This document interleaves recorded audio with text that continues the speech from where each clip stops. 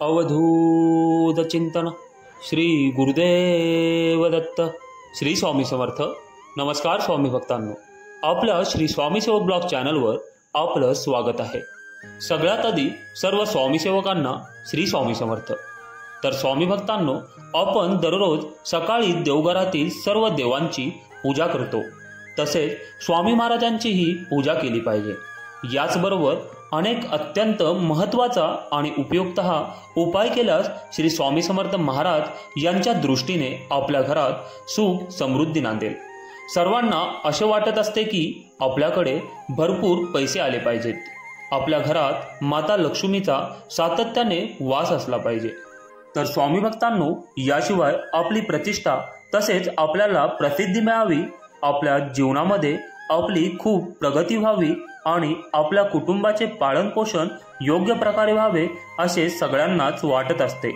पण काही वेळा कोणत्याही त्रासामुळे किंवा योग्य शिक्षण घेऊनही आपल्याला नोकरी मिळत नाही, तसेच व्यवसाय केला तर तो व्यवस्थित चालत नाही, त्यामुळे आपली प्रगती होत नाही।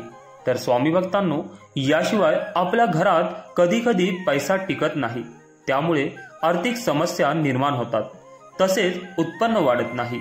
महत्त्वाचे कार्य करताना प्रत्येक वेळी काही ना काही अडचणी येत राहतात, तसेच योग्य शिक्षण घेऊनही काही वेळा व्यक्तीची व्यापारी किंवा व्यवसाय करण्याचे धाडस होत नाही। काही वेळा आपल्या नोकरीत समस्या निर्माण होतात, त्यामुळे ती व्यक्ती नेहमी चिंतेमध्ये आणि तणावात राहते व त्या घरातील सर्व कुटुंबीय चिंतित राहतात। अशा वेळी कुटुंबामध्ये पैसे येण्याचे मार्ग बंद होतात। या सर्व प्रकारच्या परिस्थितीतून बाहेर पडण्यासाठी आपल्याला दररोज रात्री स्वामी महाराजांचा एक चमत्कारी मंत्राचा जप करावा लागेल। त्यामुळे तुम्ही जितक्या वेळा मंत्र म्हणाल तितक्या वेळा स्वामींची कृपा होईल, कारण आपले स्वामी महाराज सर्व भक्तांची काळजी घेत असतात, त्यांच्यावरील सर्व संकटे दूर करीत असतात।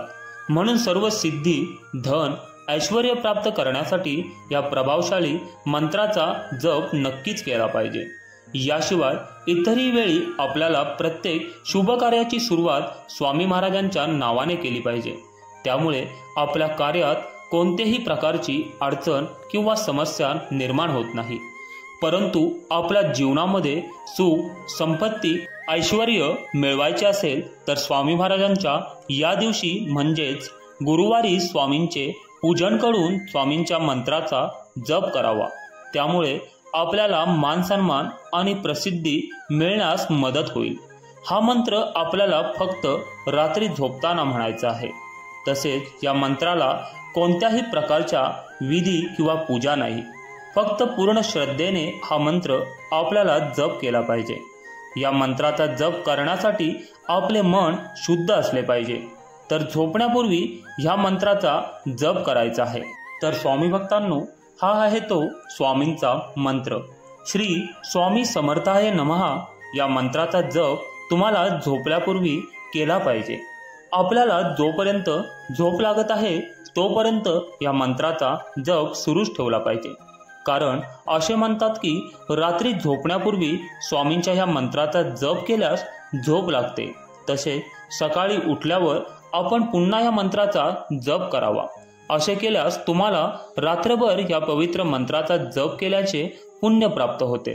त्यामुळे हा मंत्र तुम्ही रोज रात्री झोपण्यापूर्वी नियमितपणे म्हटले पाहिजे, कारण हा मंत्र अत्यंत सोपा असून याशिवाय त्याचे काही नियम नाहीत। या मंत्राचा दररोज रात्री झोपण्यापूर्वी जप केल्यास आपल्याला रात्री वाईट स्वप्न पडत नाहीत, तसेच शांत झोप लागते।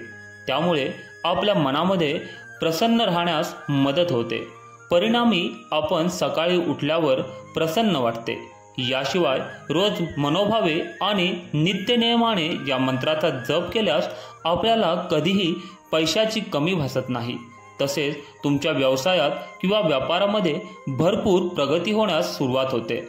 तसेच नोकरी लागत नसेल तर नोकरीही लागते व आपली सर्व अडकलेली कामे पूर्ण होतात।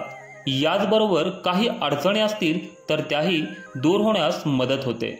परंतु आपल्याला या मंत्राचा अखंडितपणे जप करायला हवा, कारण त्यामध्ये खंड पडल्यास अनेक प्रकारच्या समस्या निर्माण होण्याची शक्यता असते। त्यामुळे आपण रोज शुद्ध अंतकरणाने या मंत्राचा नित्य नियमाने जप केल्यास स्वामी समर्थ महाराज तुमच्या सर्व मनोकामना पूर्ण करतील व तुमच्या जीवनात तुम्हाला सुख, समृद्धी, समाधान व मानसन्मान प्राप्त होईल। तर स्वामी भक्तांनो, गुरुवारी झोपण्यापूर्वी या मंत्राचा जप केल्यास त्याचे दुप्पट लाभ होते। तर स्वामी भक्तांनो, आजची जर ही व्हिडिओ आपल्याला आवडली असेल तर या व्हिडिओला जास्तीत जास्त लोकांपर्यंत शेअर करा, लाईक करा आणि आपल्या चॅनलला सबस्क्राईब करा।